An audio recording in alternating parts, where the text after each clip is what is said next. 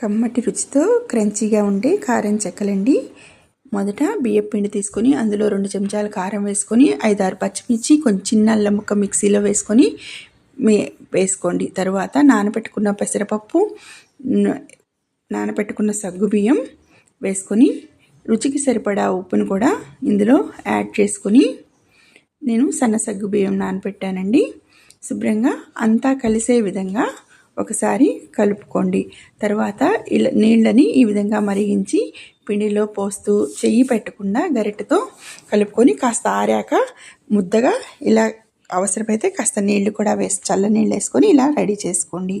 తర్వాత పూరీ ప్రెస్లో చిన్న చిన్న ఉండలుగా పెట్టుకొని ఇలా క్లాత్ మీద వేసుకొని నూనె వేడైన తర్వాత నూనెలో వేసుకొని 2 వైపులా వేయించుకొని తీసుకుంటే కమ్మనైన కారపు చెక్కలు రెడీ.